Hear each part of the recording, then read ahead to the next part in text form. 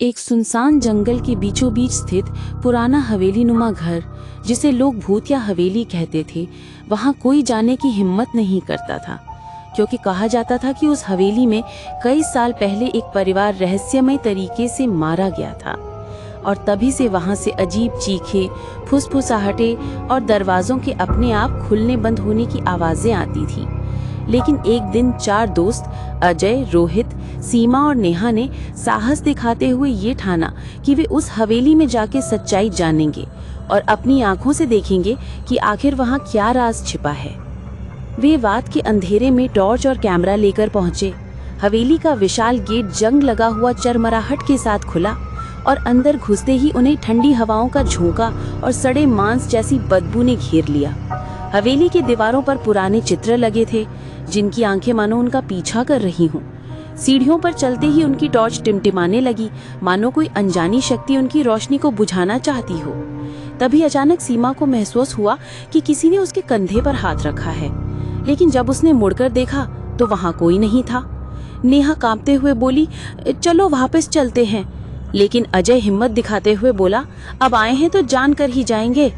आगे बढ़ते ही एक कमरे से धीरे धीरे पियानो बजने की आवाज आई, जबकि वहां कोई नहीं था। कमरे के कोने में खून से सना गुड़िया पड़ी थी, जिसे देखकर रोहित का दिल दहल गया। तभी पीछे से दरवाजा अपने आप बंद हो गया और चारों चीख पड़े। बाहर निकलने का रास्ता बंद हो चुका था और हवेली की अंधेरी दीवारों में से मानो करहाते हुए स्वर गूंजने लगे, जैसे कोई कह रहा हो, निकल जाओ वरना मर जाओ। चारों डर से कांपते हुए एक दूसरे का हाथ पकड़कर आगे बढ़ते रहे। तभी अचानक सीमा की चीख निकल गई, क्योंकि उसने देखा दीवार पर खून से लिखा था, हमारे खून का बदला लिया जाएगा। तभी टॉर्च पूरी तरह बंद हो गई और चारों अंधेरे में घिर गए।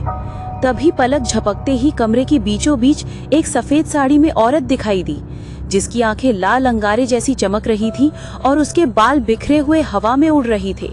वो धीरे धीरे उनकी ओर बढ़ने लगी और चारों दोस्तों की सांसें थम गई। भूतनी की लाल चमकती आंखें अंधेरे में जलते अंगारों की तरह चमक रही थी और उसकी कराहती आवाज पूरे कमरे में गूंज रही थी, जैसे किसी ने उसकी आत्मा को सैकड़ों सालों से कैद कर रखा हो। वो धीरे धीरे चारों दोस्तों की ओर बढ़ी तो नेहा ने कांपते हुए राम राम का जाप करना शुरू कर दिया, लेकिन अचानक उसके होंठ खुद ब खुद सिलने लगे, जैसे किसी अदृश्य शक्ति ने उसका गला दबोच लिया हो। अजय ने उसे बचाने के लिए हाथ बढ़ाए, लेकिन तभी पियानो अपने आप जोर जोर से बजने लगा और खिड़कियां आपस में जोर से बंद होने लगी। हवेली का हर कोना जैसे जिंदा हो उठा हो। तभी रोहित ने चीखते हुए देखा कि उसके पैरों को किसी ठंडी अदृश्य हथेली ने जकड़ लिया है और धीरे धीरे उसे फर्श के नीचे खींचने लगी।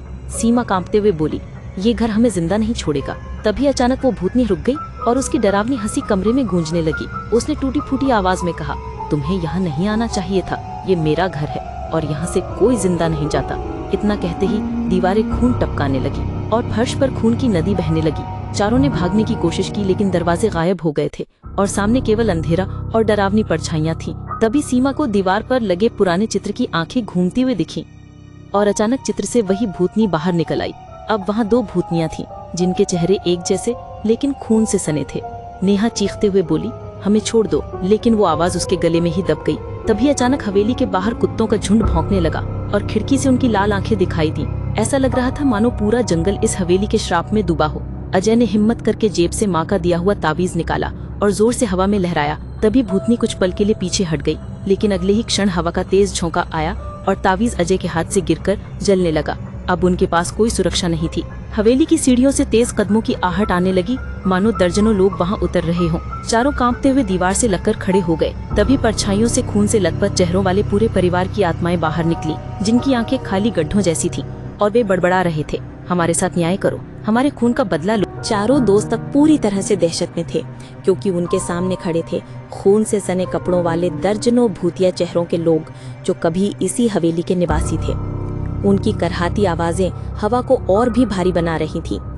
नेहा कांपते हुए बोली, ये सब आखिर हमसे क्या चाहते हैं?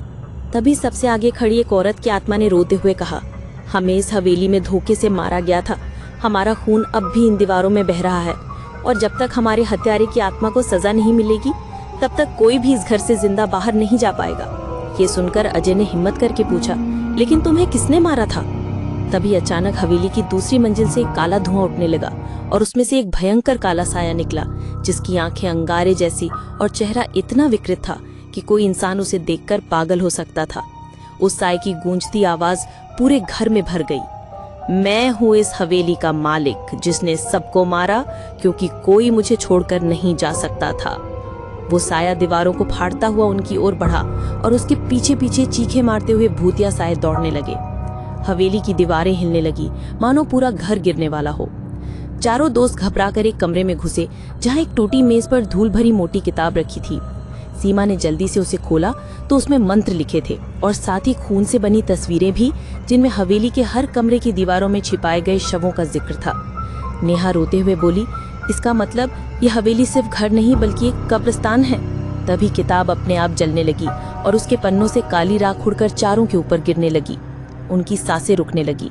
अजय ने जोर से किताब को फेंका और बाहर भागने की कोशिश की, लेकिन जैसे ही दरवाजा खोला, सामने वो ही लाल आंखों वाली भूतनी खड़ी थी, जिसकी आवाज इतनी तेज थी कि उनके कान से खून निकलने लगा। भूतनी चिल्लाई, यहाँ आने वाले हर इंसान की मौत तय है। तभी अचानक बिजली चमकी और खिड़की के बाहर उन्हें एक गांव का पुजारी दिखाई दिया जो हाथ में त्रिशूल्य मंत्र पढ़ रहा था। उसकी आवाज हवेली के अंदर गूंजी, हे पापी आत्माओं, पीछे हटो, ये निर्दोष हैं। लेकिन काला साया गुस्से में चीखते हुए बोला, ये हवेली मेरी है और इनकी आत्माएं भी अब मेरी होंगी। और फिर अचानक हवेली की सारी खिड़कियां अपने आप खुल गईं और तेज तूफान ने सबको अंधेरे में धकेल दिया। तेज तूफान और अंधेरे में जब चारों दोस्त एक दूसरे को पकड़कर खड़े थे, तभी अचानक पुजारी की आवाज और ऊंची हो गई। उसके हाथ का त्रिशूल चमकने लगा और उसने जोर से मंत्र पढ़ा तो हवेली की दीवारें कांप उठीं। लेकिन काला साया और भी क्रोधित हो गया। उसकी चीख से पूरे जंगल के पेड़ हिलने लगे और खिड़कियों के शीशे टूटकर अंदर बरसने लगे। अजय ने पुजारी की ओर देखते हुए चिल्लाया, हमें बचाइए। लेकिन हवेली के अदृश्य शक्ति ने दरवाजा बंद कर दिया, जिससे वे बाहर नहीं जा पाए। पुजारी ने जोर लगाकर मंत्र पढ़ा और हवेली की छत पर आग का गोला गिरा, जिससे भूतनी चीख कर पीछे हट गई और कमरे में अंधेरा गहराने लगा। तभी सीमा की आंखें सफेद हो गईं और उसका शरीर कांपने लगा, जैसे किसी आत्मा ने उसे पकड़ लिया हो। उसने गहरी आवाज में कहा, ये हवेली खून मांगती है, जब तक बलिदान नहीं होगा कोई यहाँ से नहीं जाएगा। ये सुनकर नेहा और रोहित डर से कांप उठे। नेहा रोते हुए बोली, हम यहाँ क्यों आए थे? तभी अचानक कमरे के कोने से एक बच्चा दिखाई दिया, जिसके हाथ में टूटी गुड़िया थी और उसके चेहरे पर खून लगा हुआ था। उसने मासूम आवाज में कहा, मुझे मेरी माँ चाहिए। लेकिन अगले ही क्षण उसका चेहरा विकृत होकर भयानक हो गया और वो तेजी से रोहित की ओर दौड़ पड़ा। रोहित चिल्लाकर गिर पड़ा और उस बच्चे की आत्मा ने उसका गला पकड़ लिया। तभी पुजारी ने खिड़की से मंत्र पढ़ते हुए पवित्र राख अंदर फेंकी, जिसे वो आत्मा थोड़ी देर के लिए गायब हो गई। रोहित हांफते हुए बोला, ये सब खत्म नहीं होगा, हमें कोई रास्ता ढूंढना होगा। तभी अजय को याद आया कि हवेली के तहखाने में जाने का जिक्र किताब में था। शायद वहां कुछ रहस्य छिपा हो। उन्होंने डरते हुए तहखाने का दरवाजा खोजा और जैसे ही सीढ़ियां नीचे उतरे, ठंडी हवा और चीखों की गूंज ने उन्हें घेर लिया। तहखाने की दीवारों पर खून से हाथों के निशान थे और हर कोने में हड्डियां बिखरी थीं। बीचों बीच एक लोहे का ताला लगा हुआ बड़ा सा संदूक रखा था, जिसे देखकर सीमा बोली, यहीं इस हवेली का राज छिपा है। लेकिन जैसे ही अजय ने ताले को छूने की कोशिश की, संदूक से खून बहने लगा और भूतनी की कराहती आवाज आई, उसे मत छुओ वरना तुम सब हमेशा के लिए यहीं कैद हो जाओगे। तभी अचानक संदूक अपने आप खुल गया और उसमें से एक सड़ा गला शव उठ बैठा, जिसकी आंखों में आग जल रही थी, और उसने हाथ बढ़ाकर अजय की गर्दन पकड़ ली।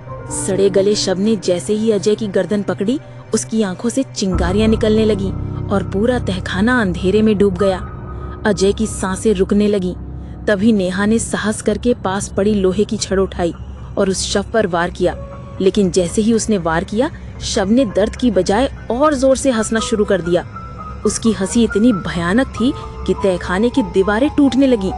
सीमा चीखते हुए बोली, ये इंसान नहीं, ये हवेली की आत्माओं का रक्षक है। तभी पुजारी की आवाज फिर गूंजी।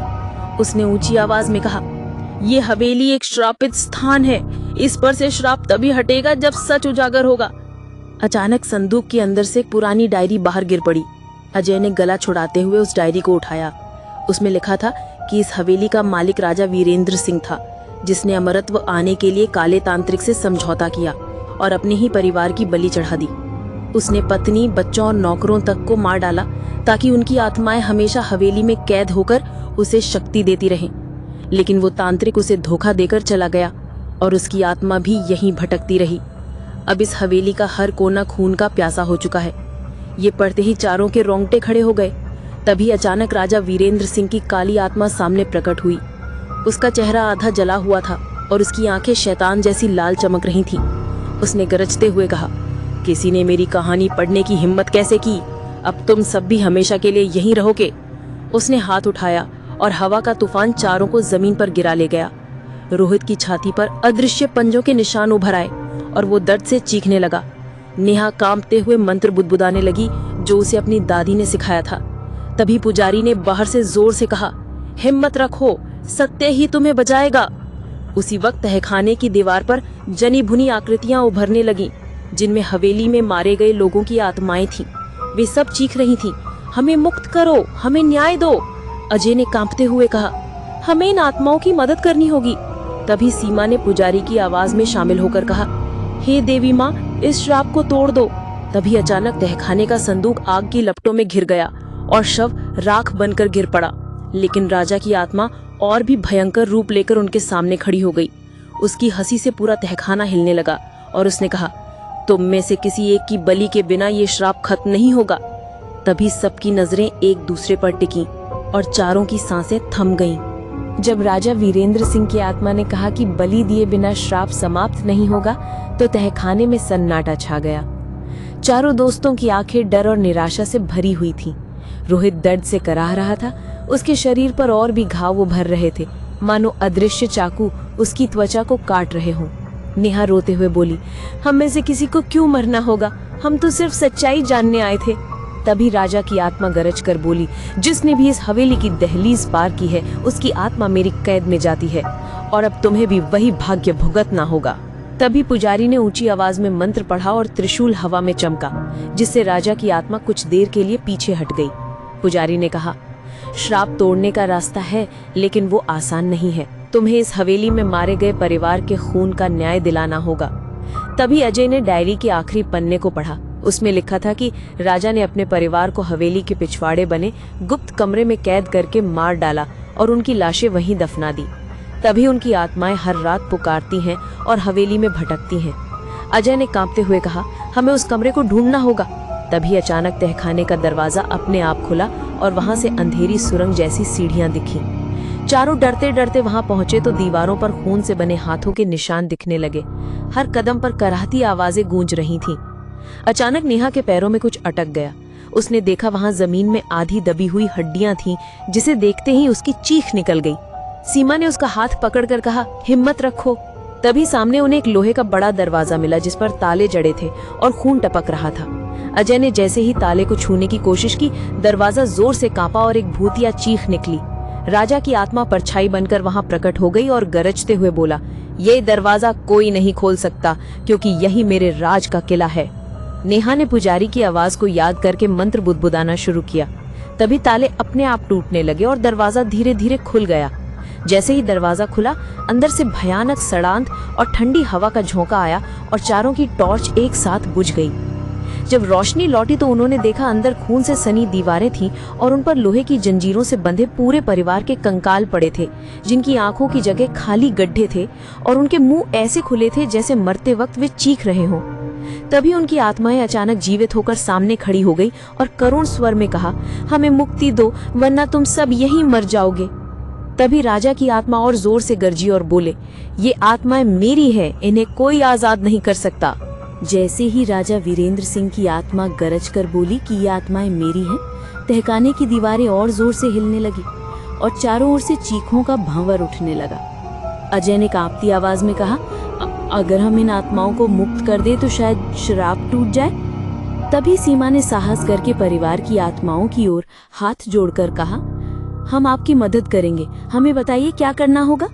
तभी उनमें से एक औरत की आत्मा जो रानी थी, उसने दुख भरी आवाज में कहा, हमें इस लोहे की जंजीरों से मुक्त करो और हमारे खून से सने अस्थियों को अग्नि दो, तभी हमारी आत्माएं शांति पाएंगी।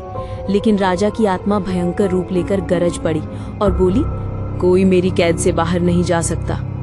वो काला साया बनकर चारों की ओर झपटा और उसकी लाल आंखों की ज्वाला से पूरा कमरा आग में जलने लगा। नेहा और रोहित चीखते हुए गिर पड़े। अजय ने टूटी हुई लकड़ी उठाई और दीवार पर टंगे तांबे के दिए से आग लगाकर जंजीरों को जलाने की कोशिश की। तभी राजा की आत्मा ने उसके हाथ को अदृश्य शक्ति से जकड़ लिया और उसकी हड्डियां चटकने लगी।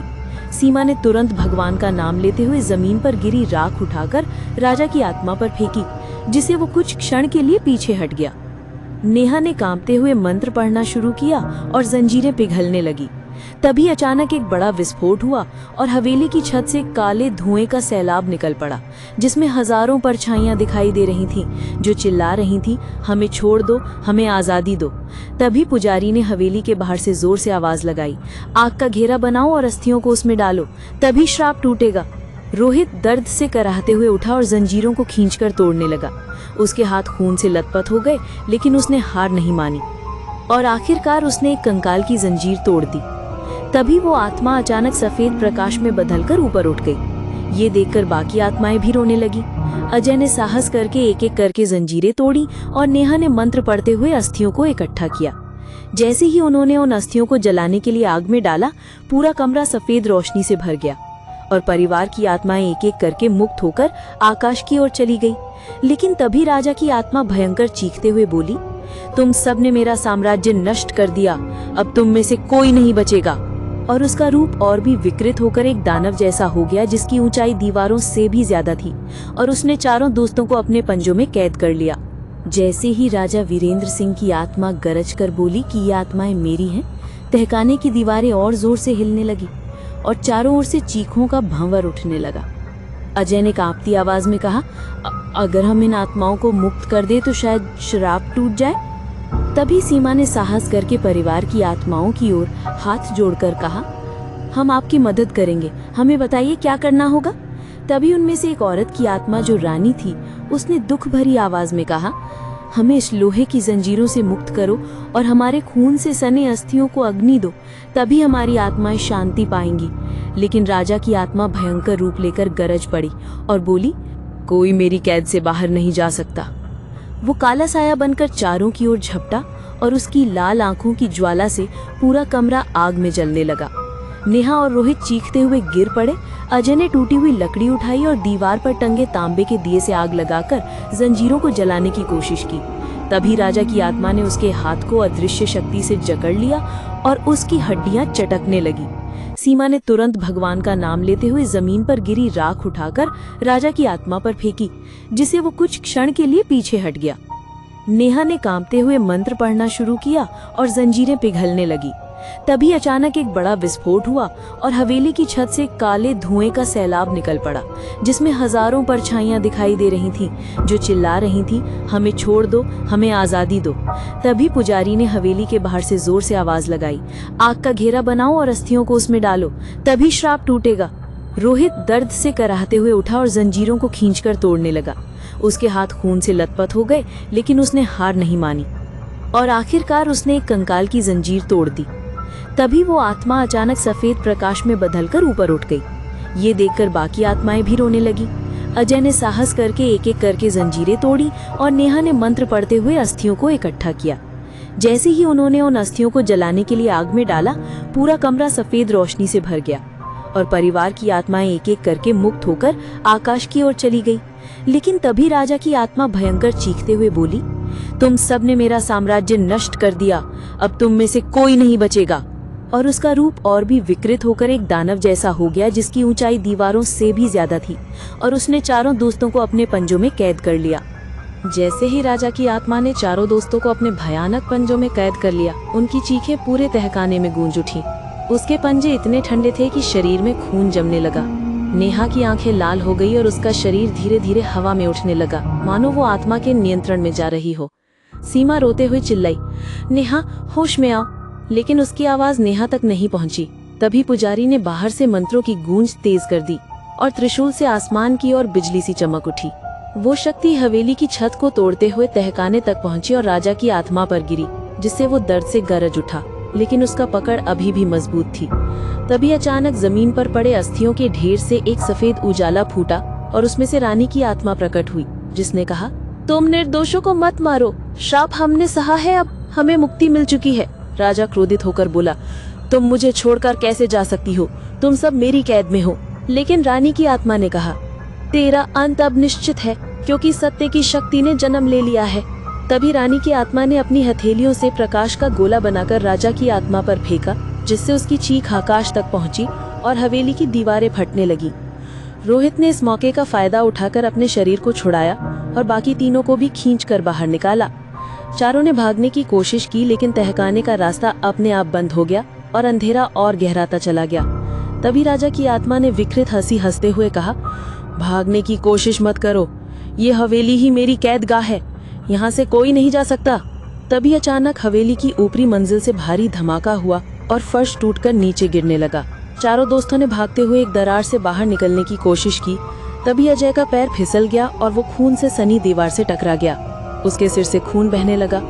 नेहा और सीमा ने मिलकर उसे खड़ा किया, लेकिन तभी सामने अंधेरे में राजा का चेहरा प्रकट हुआ, जिसकी आंखें अब और भी भयानक थीं और उसके मुंह से आग निकल रही थी।